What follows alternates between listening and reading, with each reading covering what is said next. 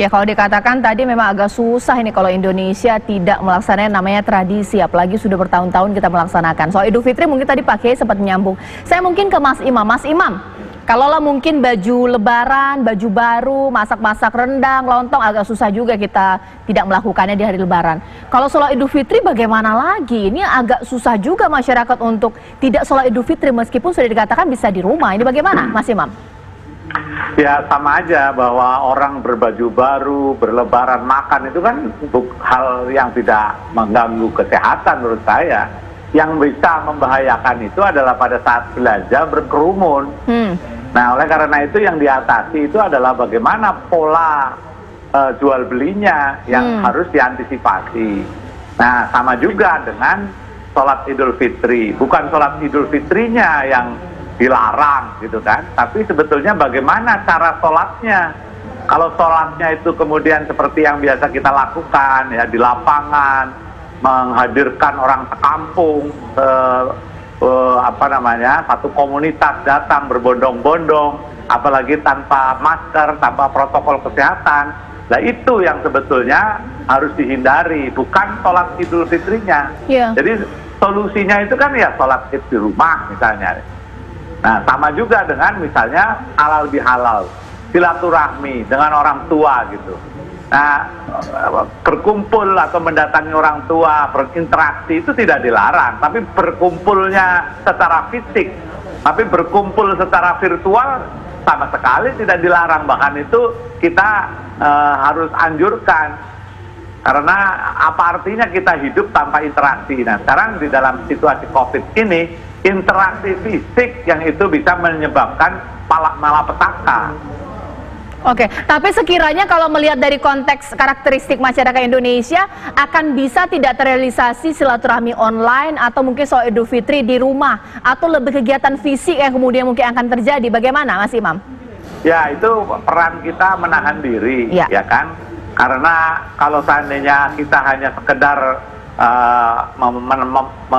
terdorong oleh karena hawa nafsu, ya apalagi kemudian tradisi kita itu kan yang muda ya mendatangi yang tua, tapi kita tahu bahwa usia tua, usia lansia, kaum lansia, kakek kita, nenek kita itu adalah usia rentan. Nah jadi kalau misalnya kita berbondong-bondong, ini udah sekitar 308.000 kendaraan ini keluar kota ini dalam 3 hari belakangan ini. Nah itu kalau mereka terus kemudian bersilaturahmi, mendatangi kakeknya, mendatangi orang tuanya yang usianya sudah lebih dari 60 tahun, ya itu sama saja berpotensi menebarkan virus kepada orang tuanya sendiri. Baik. Nah itu tidak dikatakan itu membahayakan. Nah itu yang harusnya diatasi dengan komunikasi yang kebetulan sekarang kita sudah miliki, paling tidak menggunakan telepon. Syukur-syukur kalau bisa melihat wajahnya, kan begitu. Baik, Prof. Amin, pengecekan atau juga pengetesan ini melalui PCR ini kan esensinya kan paling mumpuni dan paling tinggi ya, karena semakin kita tahu bisa tertangani. Dengan kondisi seperti ini, sudah siapkah pemerintah menyediakan alat tes yang cukup banyak di lebaran, setelah lebaran, atau bagaimana? Saya kira untuk setelah lebaran utamanya ya, karena kita semuanya mengantisipasi lonjakan itu akan terjadi pasca lebaran.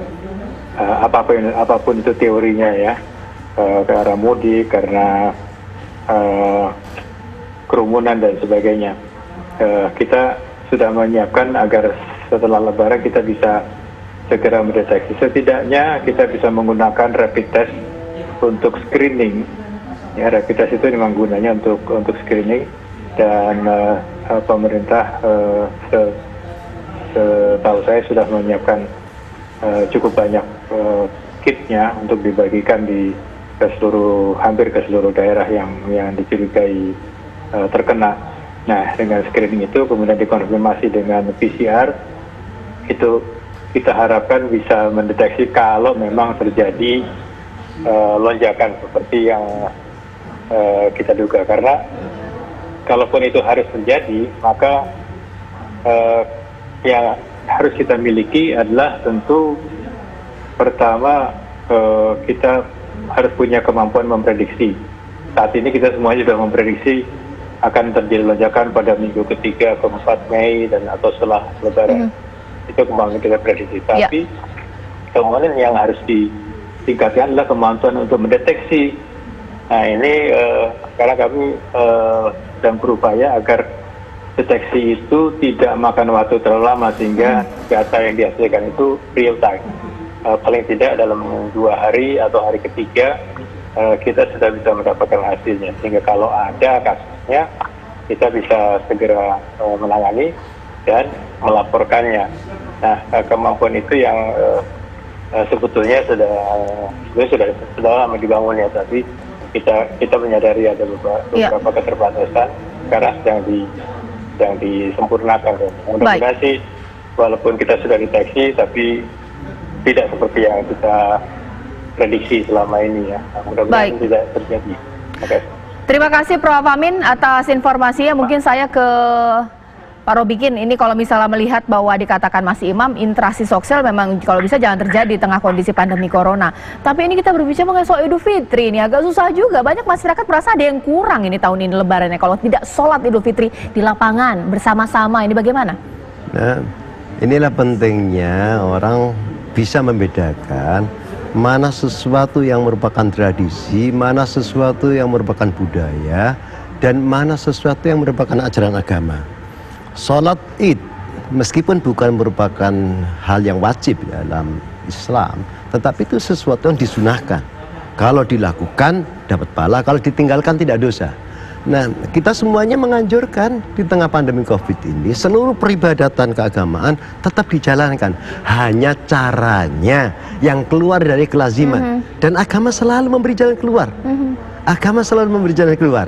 Di tengah situasi Covid begini, pertanyaannya mana yang harus didahulukan antara menjaga keselamatan diri dan orang lain dibanding dengan melakukan ibadah seperti lazimnya di masjid, di tanah lapang dan seterusnya. Maka jelas yang harus diutamakan adalah yang wajib. Karena sholat itu sunat, maupun tempatnya di masjid maupun di lapangan atau di rumah sekalipun, itu sunat hukumnya. Sementara menjaga keselamatan diri dan keselamatan masyarakat, kesehatan masyarakat itu wajib. Nah, agama begitu.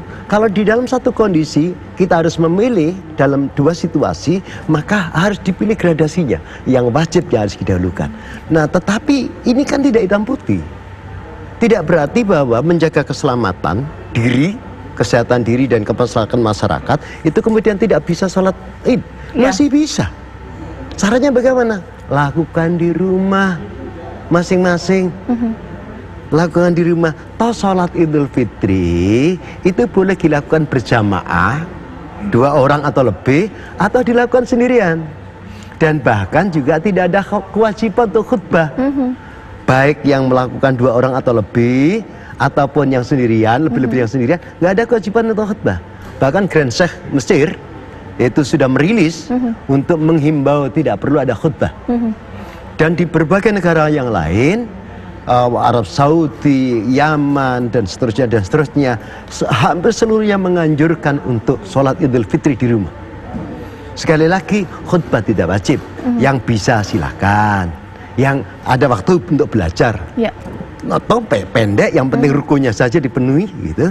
Tetapi kalau tidak, kalau itu dianggap memberatkan, monggo, silakan dilakukan.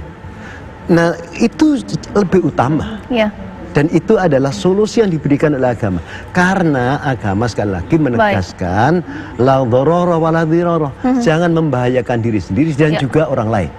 Nah, ikuti itu dia anjuran penting. agama. Jangan membahayakan diri dan juga tidak membahayakan orang lain. Tapi kita cukup peduli tidak mungkin dengan kalimat ini. Sesaat lagi pemirsa di Apa Kabar Indonesia Malam.